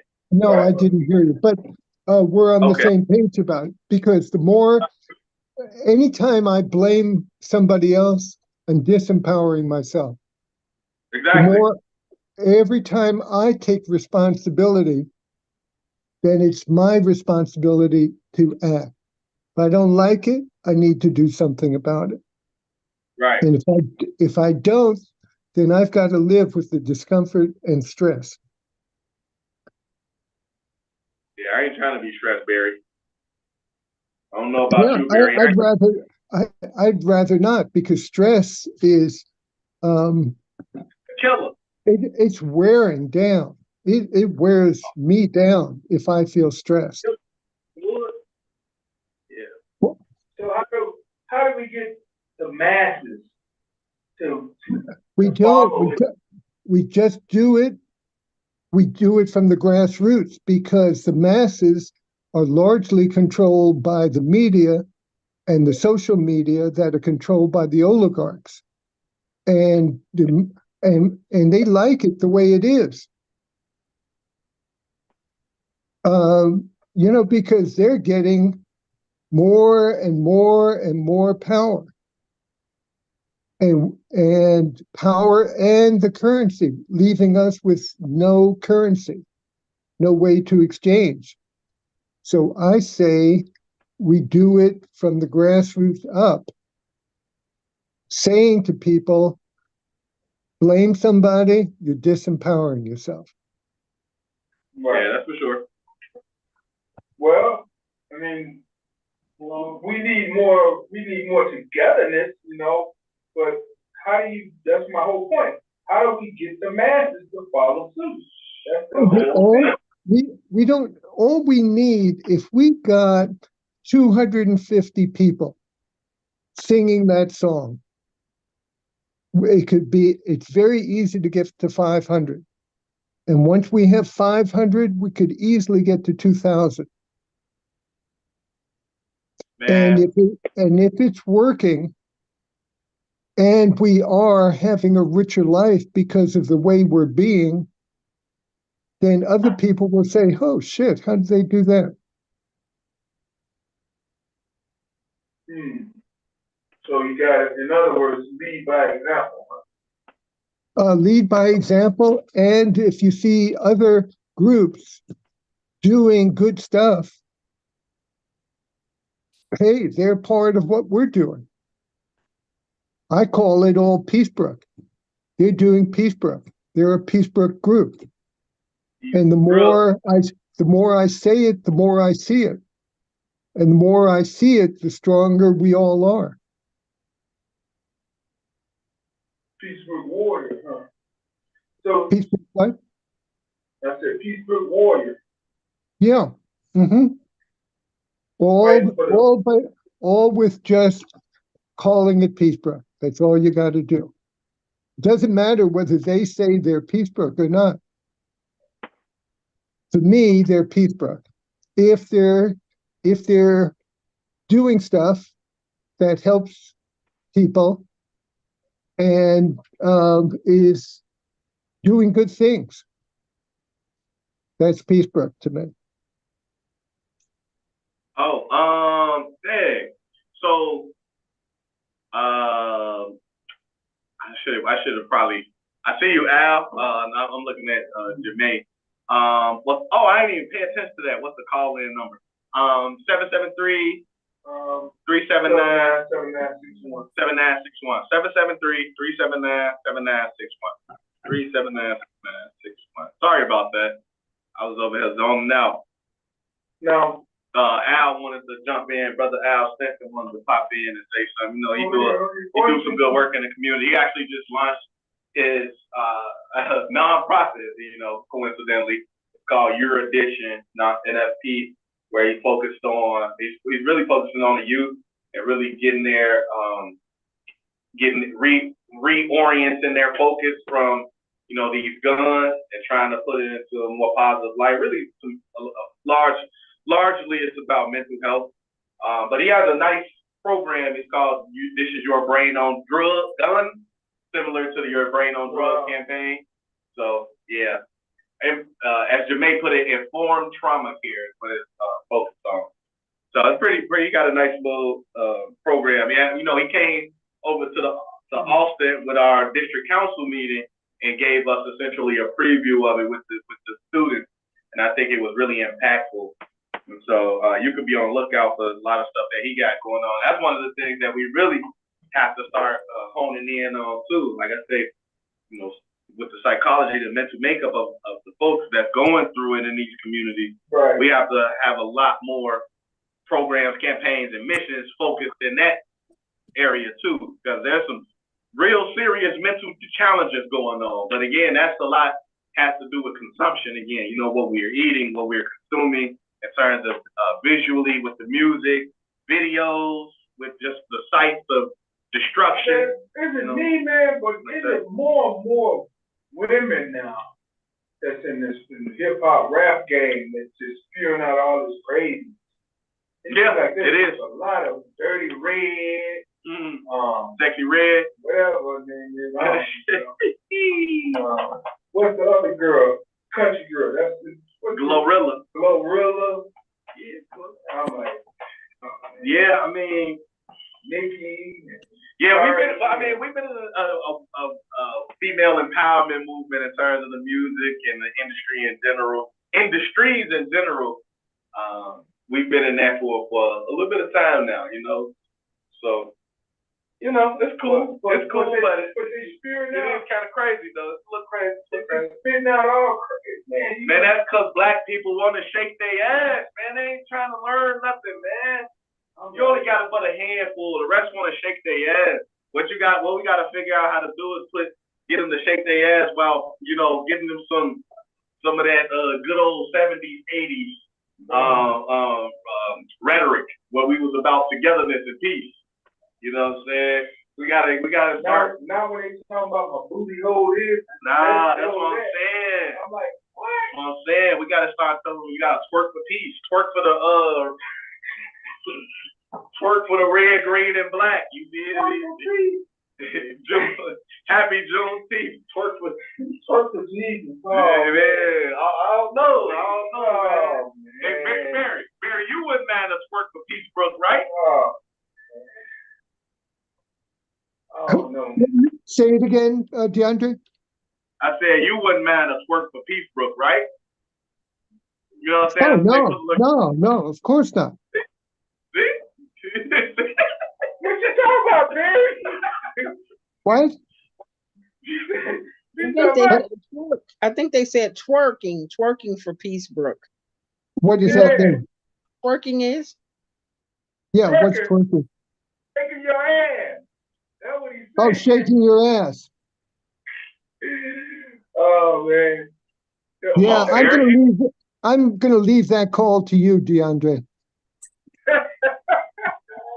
Nothing wrong with that, I'm dog. sure you're a lot more familiar with it than I am. Nah, man, I don't even know. I don't even know what it is. Well, you know what? Now I reflect back on something I just thought about.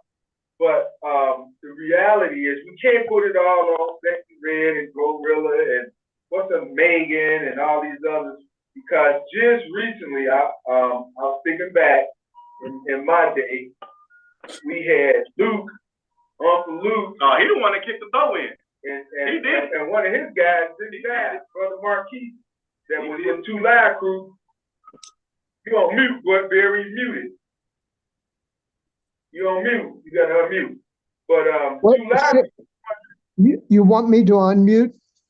Yeah, now I hear you. Yeah, you see, these headphones, there's something wrong with my phone now. And I can't if I put the headphones on, then it mutes it. It loses the sound. We good. Don't put it on. We got you. Okay. But no, I was for a minute there, I was throwing all of the minds on the hip hop culture on today's standards, and the majority of them are women now. But Uncle Luke and Brother Marquis that just passed away with Two Live Crew, they had some craziness. Man, listen, that was man. in my day. Come on, man. That was in my day. Y'all act like in 2000 and what, about 5, they had my neck, my back, lick my You come on, man. Y'all, yeah. I was a kid listening to that. Yes, I was. Yes, I was. Y'all act like that. I wanna be a freak in the day to the early morning. Yeah. I was a kid listening to that. Yes, I was. Well, you definitely want to listen to Luke, because Luke they were dirty as hell. Come on, I listen to everything. I'm telling you. Yeah. Don't stop in a minute. Come on, yeah. I mean, but so it's really relative to the era, right? We've all grown to a space where our ears was like, okay, I kind of grew up with it. I don't care to hear this anymore. And then these women are probably half your age, so you like, oh my God, now I'm sitting there. Now you want me to visualize you're behind and you're 25. You know what I mean? Like, come on. So I'm just saying, like, after a while, you do get to a space where it's like for instance, I don't even listen to rap in the gym anymore. I listen to R&B. I don't even know why. I'm listening heavyweight, listening to R&B songs. Maybe I don't know. Maybe I'm trying to get my sexy on, but still, so I don't. Your ears is different. You kind of want to move away from certain things after a while. I mean, it starts to sound all the same. That's just what I'm saying. Country and Western for me. Well, I mean, that's a new genre of music that many black people are starting to take over also. But it kind of came from there, so it's not unbelievable that it's not going back to. I see a lot of these line dances. They got that Western line dance they do. What's the one? Come on, get loose now, doom. You know what I'm talking about? Oh yeah, but I don't know the name. Yeah. I don't know how to line that. You know what? I promise you, I'm gonna learn how to step this year though. There you go. Speaking of steps, don't forget, y'all gotta come down. Everybody in the listening audience, make sure you come down on the 29th. Yeah. 7 to 11, 6 to 10. Yeah. And of course, Austin Council, we're gonna be throwing a big celebration in honor of Dr. DeAndre. Yeah. But it's for the community though. It ain't just for me. It's for the community. I'll throw that into. Yeah, for sure. But yeah, we do got a doctor from Austin though, so that's to be celebrated. That's for sure. That's for sure. But nothing. I ran into a police officer. DeAndre, he went to Howell. Oh, he went to Howell? Yeah, and he worked in 25th district. A young black man.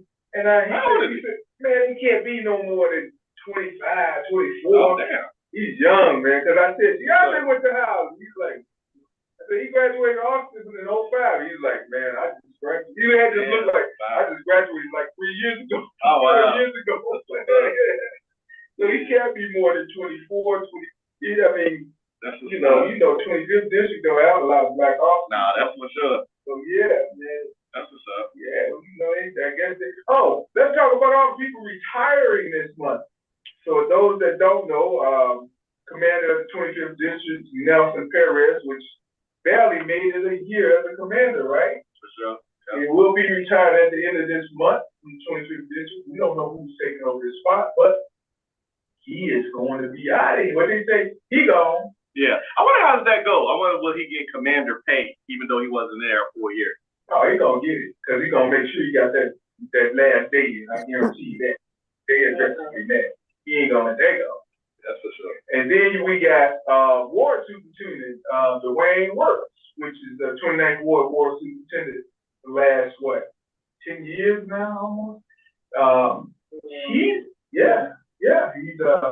He go at the end of this month. And then we have Lieutenant Allen out of the 11th district. He just made lieutenant about a year ago, didn't he? Yeah, I think it was a year. Which one? Lieutenant Allen. Oh yeah. No, he made lieutenant in 2022. 2022. What he got good? Because he was supposed to retire then, Oh. and then they called him back, gave him a lieutenant spot, called him back, kept him for a few years. In fact, he was supposed to go out because Commander Ward leaving next year. And she was saying at his retirement party, like, man, we were supposed to go out together. Oh, wow. I can't do it. I'm ready. Yeah, he said, I'm ready. And the Ward 11. Yeah. Yeah, that's news too. She'll be leaving in another. One of my clients. Really? Okay. Yeah. Oh, wow. Yeah, I know she's out on the south side. But yeah, Lieutenant Allen retired this month, and the big one. Also. What? Her mother was an officer as well. No. Oh. The big one that's retiring, y'all, is Father Larry over at St. Agnes. Oh, he's gone too? Man, he gone at the end of this month. He gone. Oh man. As they say. He's technically he'll be gone this month. No. How do you put it? Technically he'll be gone at the end of this month, but actually his retirement starts in September, but technically this is it.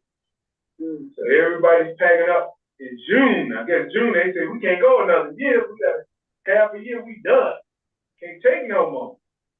But we do wish all of those individuals happy, great, and prosperous. I don't know how you get to be prosperous in your retirement. Mary Reed, when Congressman Davis retired, she helped. That's right. Doing the expungement. They had her retirement Saturday. So everybody retired this 2024 in June. Nobody wait till the end of the year. They going right into midsummer. They can take the rest of the year vacate. Shit, I go on vacation in 10 days. I'm going on in 10 days. I'm taking 3 weeks off. You going to Mexico, right? I should. I still got that voucher. That Crystal's still on. Yeah. I gotta set it up with her. Yep. I still got that voucher. There you go. And shit, man, I got a few places I want to go though. So I gotta figure it out. I don't know if I'm gonna be going anywhere. If nothing else, I'm gonna be going to a water park. We go back swimming. My daughter, she gonna start back swimming next week. I say I want to get her about 2 weeks under her belt and then take her to a larger water park. Right. Because I know, like when we first started, she was real apprehensive about getting in the water. But then towards the end, when it was time to wrap up the season, she just kept jumping in the water. I'm like, come on, man, no. But she was mad getting, when we first got there, she was mad to get in. Right. When we left, she was mad to get out. So, you know what I mean? I'm going to give it a couple weeks and then, if nothing else, we're going to hit one of these large water parks out here. Yeah. If I don't go nowhere else. The bear, is that one that Big Bear or something? Raging River? Deep west, River Water Park. Out west. It's like it's out there like Star Rock almost. I don't know about that one. Yeah, some bear, Big Bear or something. Yeah. So what you got? What you say there, Raheem? I know he had his event. Yeah, talk about your event right here real quick yesterday. What's up, everybody? Can y'all hear me? Yeah. Yesterday we did a clothing giveaway. We just had like just close out. People came through and picked out whatever they wanted. We had hot dogs and hamburgers and stuff. So yeah, that was. Yeah, the big thing is next week though. We got the Juneteenth Father's Day block party. Y'all doing it on the 15th? Yeah. Next Saturday on the corner of Madison and Carpenter in Oak Park. Talk about the raffle tickets. So each year, this will be the 4th year that we're doing it.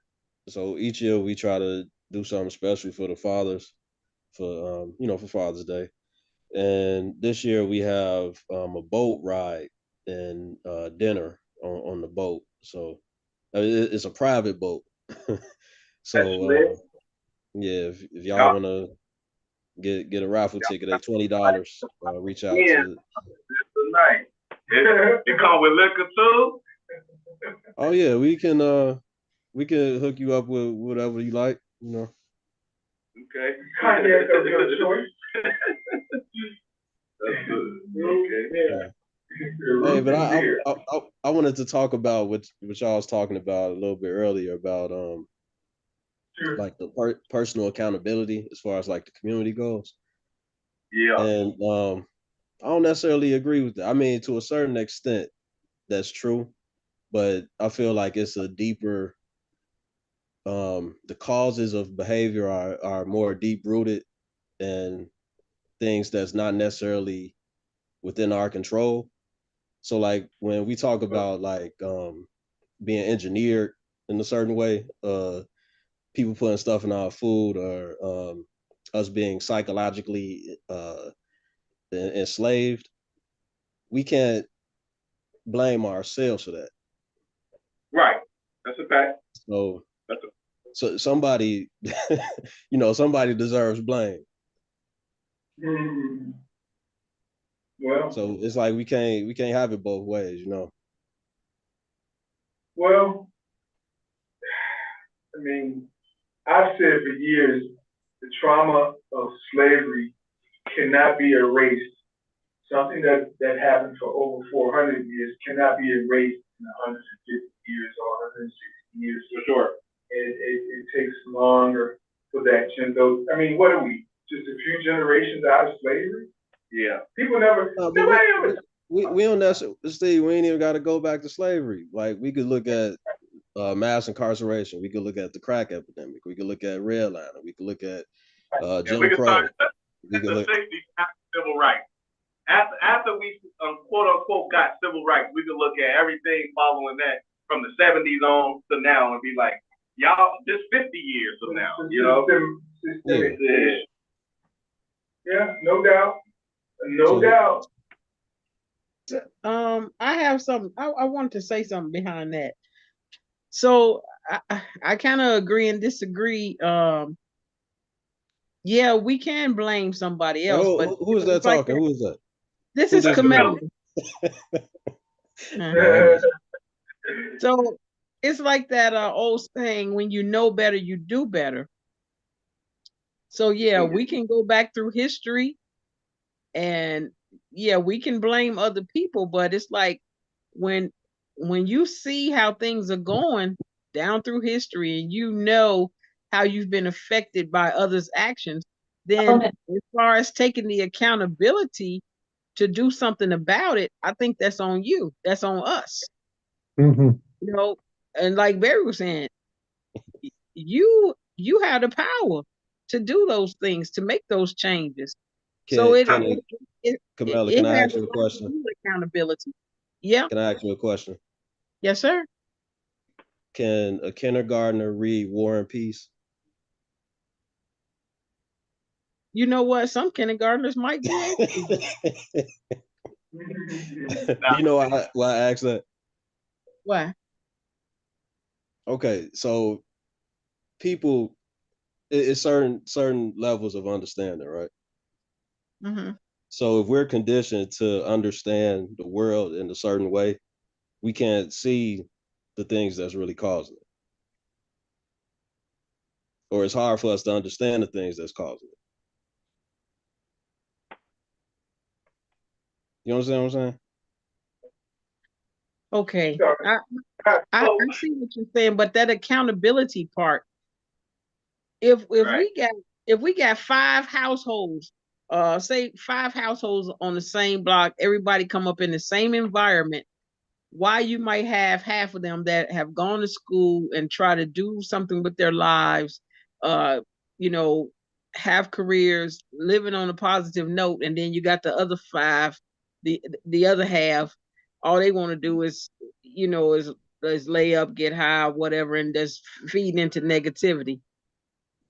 When we all come from the same place.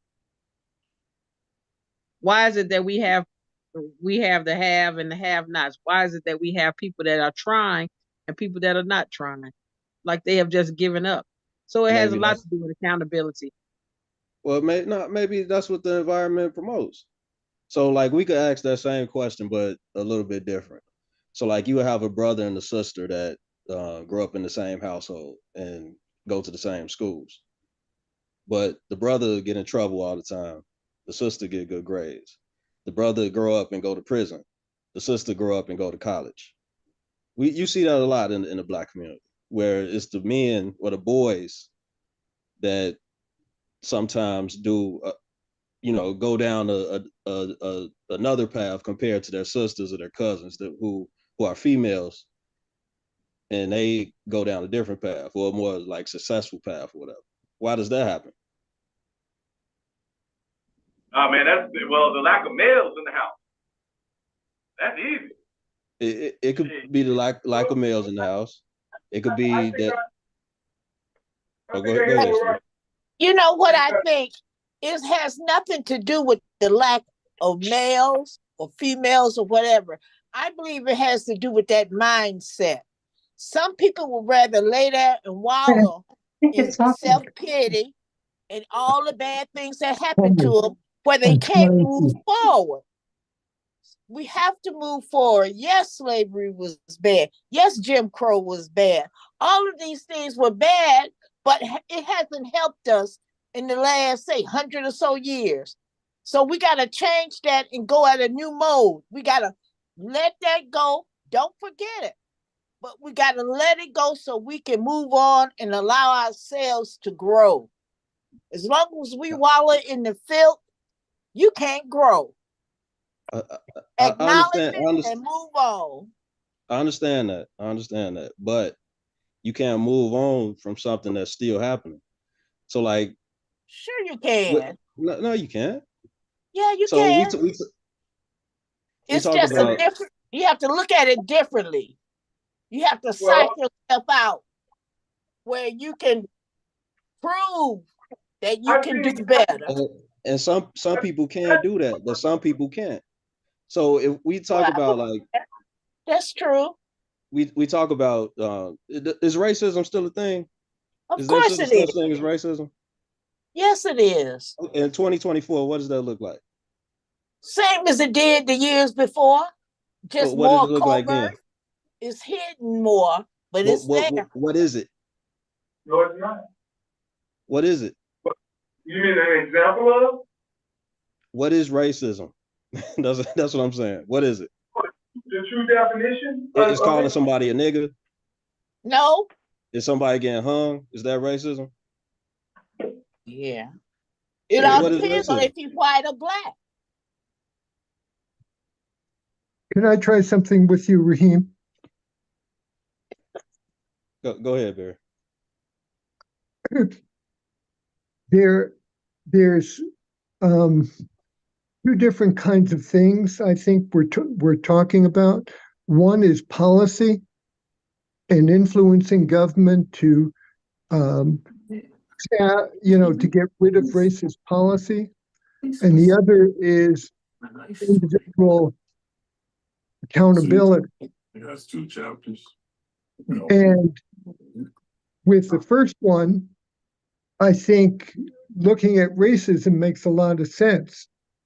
In the second one, I think racism is relevant sometimes and sometimes it's irrelevant. In other words, if I'm applying for a job and the boss, the guy who's hiring is a racist, I need to take that into account. But if he's not, then racism isn't germane in what I got to do. Okay. Well, I feel like racism is germane to everything in the United States. Even to the point where, as a Black community, we've been taught not to practice racism. But there's a lot You of understand what I'm racism. saying? There's So a every lot. other, well, hold on, Barry, hold on. Yeah, go ahead. I'm sorry. Every other group practices racism, except for Black people. Yeah, we practice love. Exactly. Like idiots. Get popped upside our And head. that's the mental stuff that DeAndre was talking about. We've been mentally conditioned not to use a tool that everybody else uses against us. So when I ask what is racism, racism is everything. Racism is the education. Racism is the healthcare. Racism is the government. Racism is the religion. Racism is the shoes you have on your feet, the stuff you watch on your TV, on your computer, everything. Because all of that stuff contributes. I heard somebody today saying that we're so entrenched or brainwashed with it that and I know this for a fact, mothers have told their kids, "Don't you embarrass me in front of these white people." Oh yeah. These white people. What about this in front of anybody? Why do something embarrassing? I'm like, wow. Oh yeah, that is very true. I knew a guy. He wasn't young enough. He was probably 4 years younger than me. He told me his mother. They were in Sears once, and there was I guess it was a salesman. He approached them, and she said he was a young man at the time. And his mom said, "Okay." He said, "How you doing, young man?"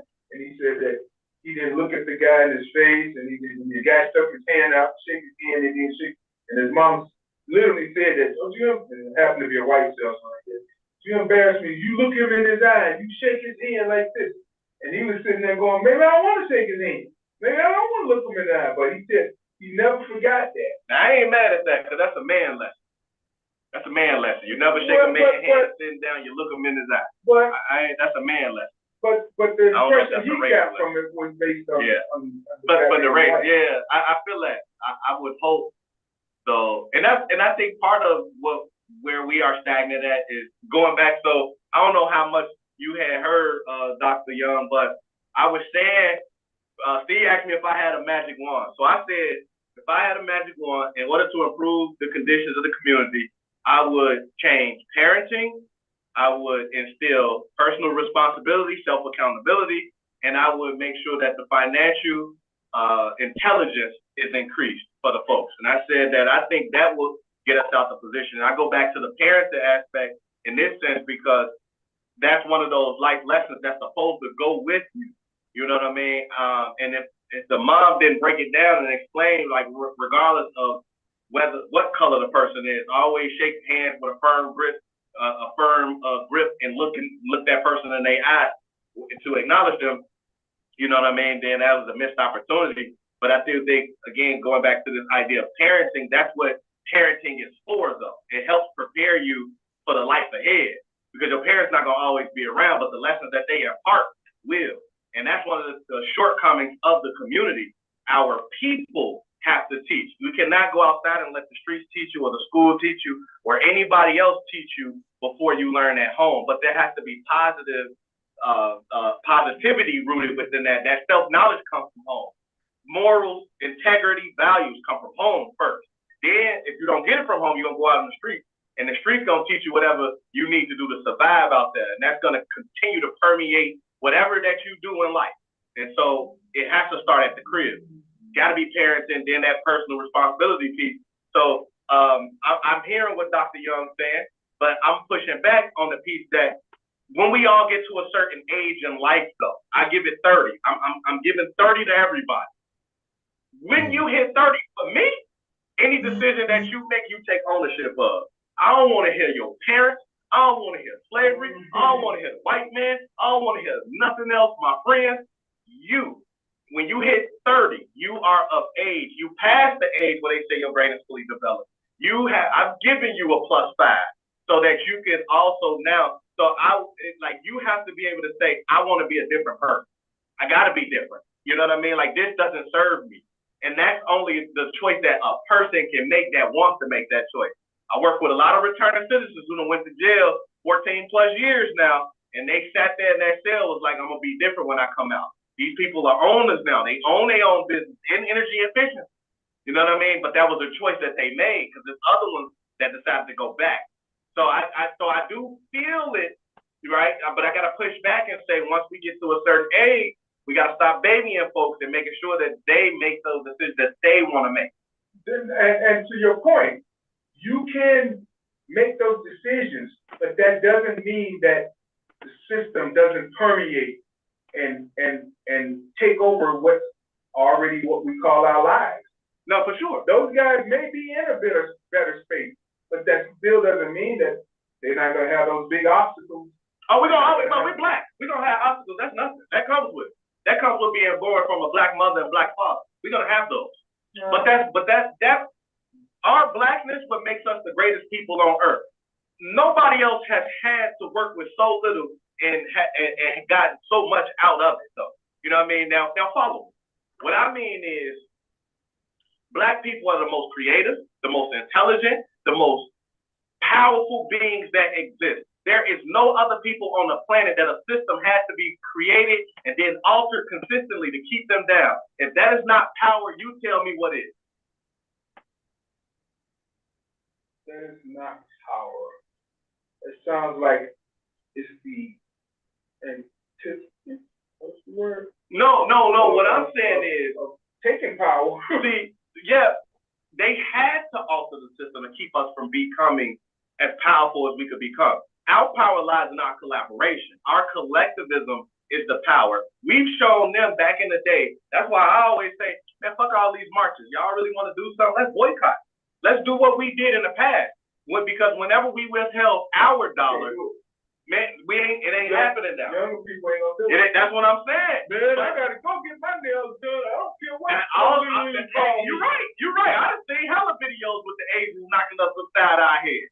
The women still ass up in there like, yes, ling ling. Let me get the French tip and give me the little sparkly glitter on the pinky.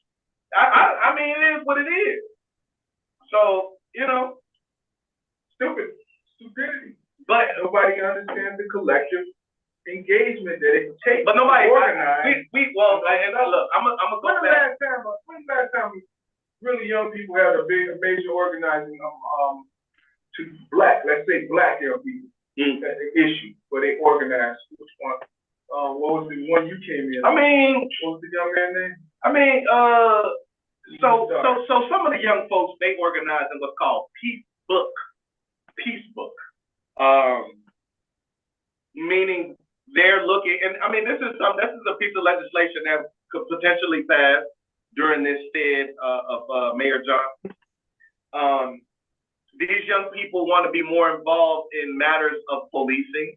They want to be more involved in not only just general policing as we know it, but like policing their communities. They want to be given support in terms of monetarily so that they can be the stewards of their community. Somewhat activating peace, like I was saying, my man Kobe does with the Peace Warriors. They want to do that. So that is a largely youth-led effort by Good Kids, Mad City, BYP 100, and some other youth-led organizations that are focused on getting legislation passed, right? And so they are doing things. What I'm gonna go back to, right? Some folks argue that black people don't need leaders. I say this in terms of society. Socially, a leader will emerge. And people that want to follow the leader will do that. That's just how we are as social beings. And there's a social hierarchical structure in every facet of life. I don't give a damn if you're talking about bees to rabbits. Everybody got a leader, you know? And so we have leadership. And the fact of the matter is, I talked about this last week, a couple weeks ago. They're the ones that are not on the same page. They are not collaborating. You will never see the whole contingency of Black elected officials in Illinois, which we have the largest contingency, come together to say, this is what you should be doing or could be doing. Pass it over to federal level, state level, county level, city level. Pass it over. This is what we all need to be doing in order to improve the conditions of the community. No, you'll never see that. You know what I mean? Because once again, playing into the system, Democrat, Republican. Oh man, if you're a Republican and you Black, I hate you. I hate to look at it. I hate to see you coming, brother. You know what I mean? If you're a Democrat but you progressive, we ain't speaking the same language. Because you're a little too moderate, but you're a little too conservative. You don't believe in LGBTQ the way I do. Like, come on, bro. Like, stop it. So I'm just saying, like, we sitting here facing a whole lot of issues that could be solved with our own unity, but we're not there yet. Though. I don't know if we'll ever get there. It's deep, y'all. It's deep. What you say there? Arnold, what you got on the docket for us? We about to wrap up a little bit. What you got? Everybody needs to start making their announcements. Oh, go around. I'll make mine out. Oh shit, it's 8 o'clock.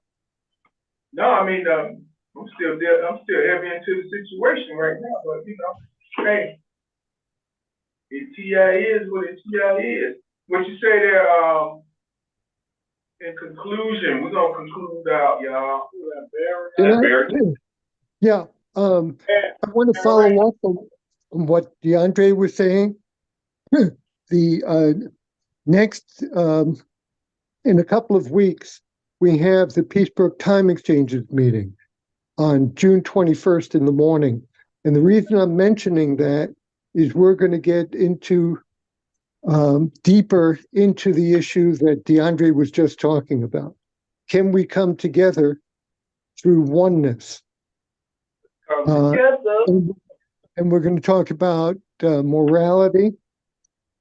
Does oneness have anything to do with morality? And we're going to talk about discomfort and action.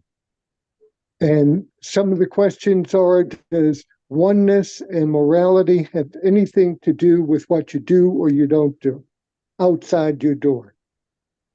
So I invite you all to join the conversation and let's see whether we can move the subject forward. All right.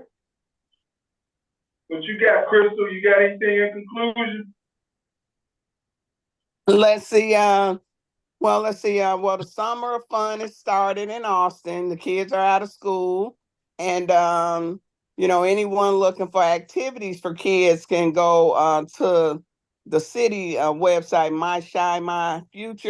myshinymyfuture.com, because all the organizations are putting their different programming on there. So then that way, parents can find activities all over, not only in Austin, but all over the city, and for youth for the summer. And I have lots of, bus trips, educational journeys for the kids. And I'm doing a program over at Legler Library in West Garfield Park every Tuesday for 6 weeks.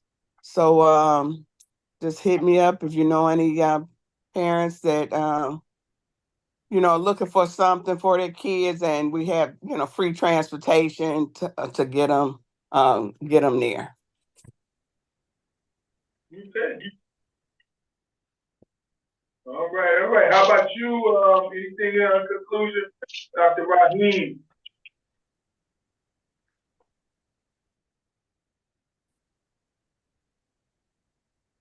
Anything in conclusion? Good show, you all. announcements for you. Yeah, just like the block party next week. Yeah, that's pretty much it. Yeah. Good stuff. I like you said, you had a lot of clothes there in your event yesterday, and people were trying them on. But the thing that got me was the guy that tried on the bicycle and rode off with it. He should have been trying on the ass with a real cool napkin. Yeah, it was close. It was close to that, but we ain't catch up. It's cool. Hey, Raheem, can you add your Juneteenth event to the Peacebrook calendar? Yeah, I got you. Okay, good. Thanks. All right. How about you, Ella? Got anything? No, I don't have nothing to add. I'm just listening and trying to ingest what's being said. I came on late, so I missed most of it. That's all right. We will recap next week. We got a lot going on after this next week. A lot going on. How about you, Tiny? Yeah.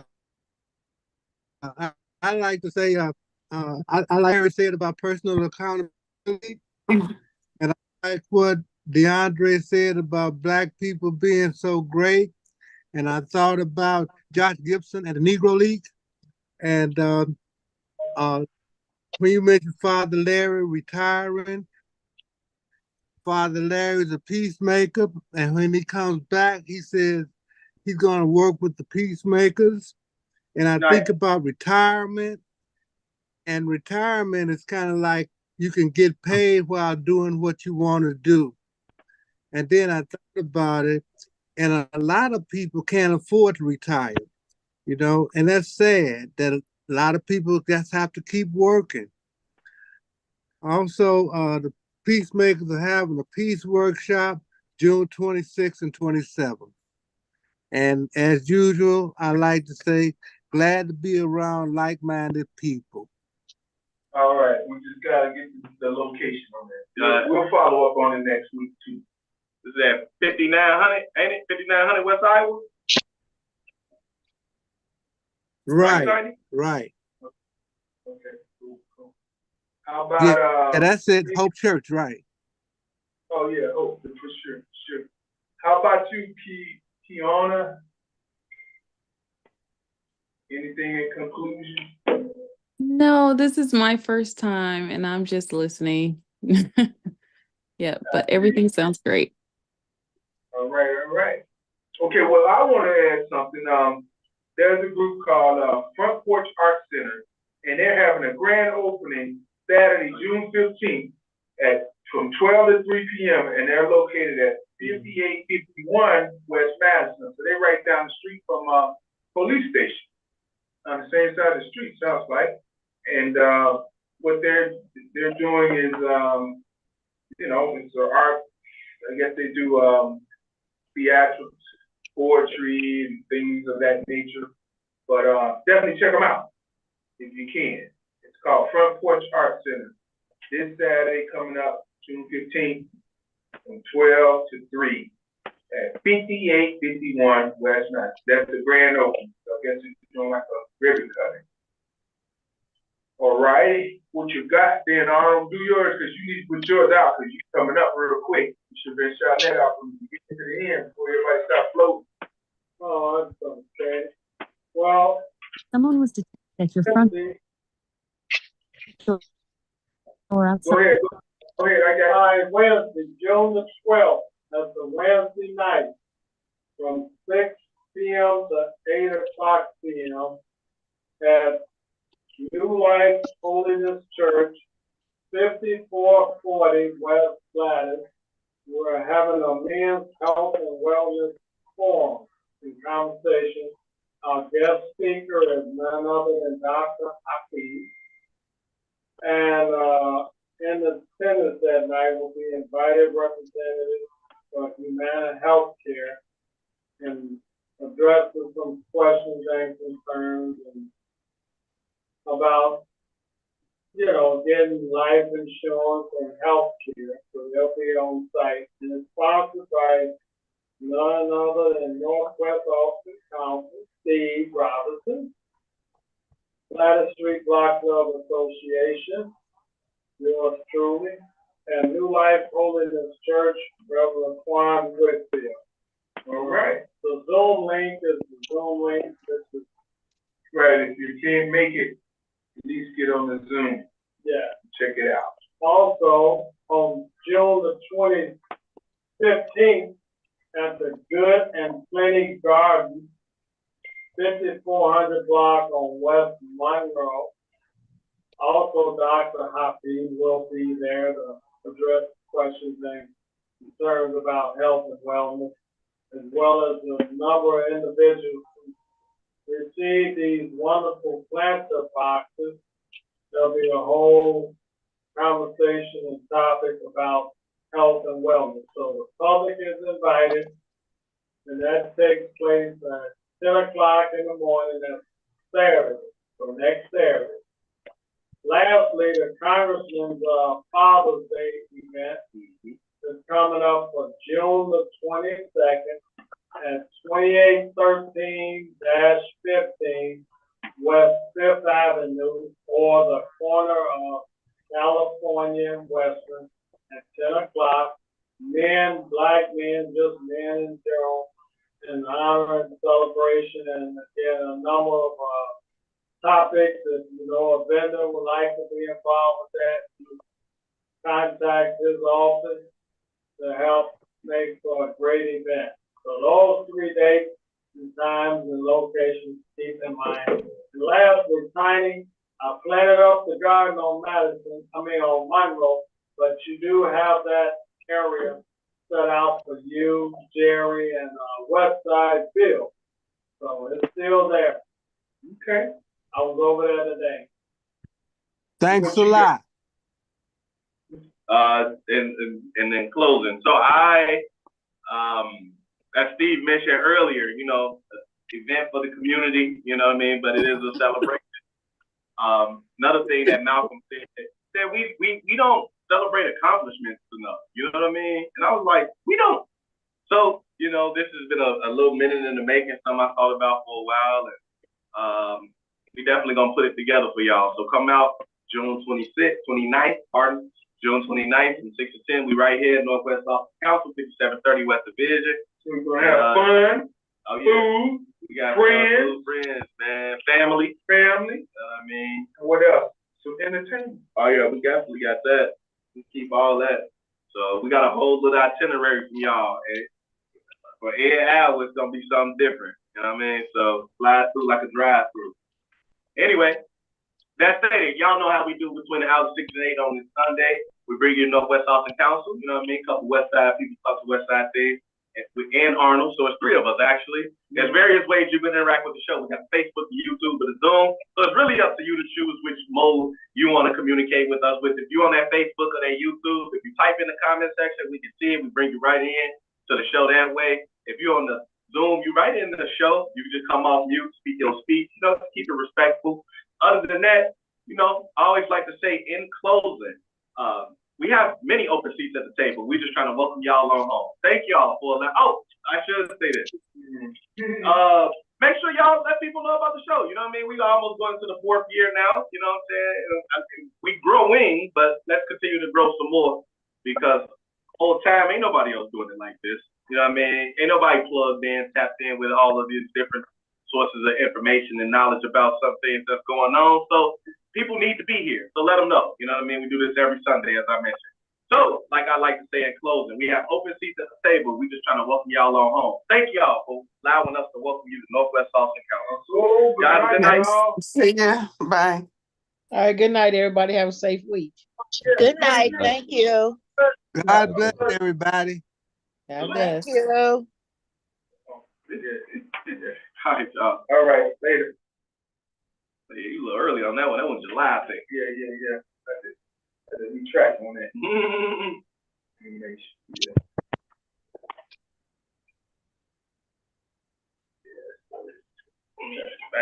Yep.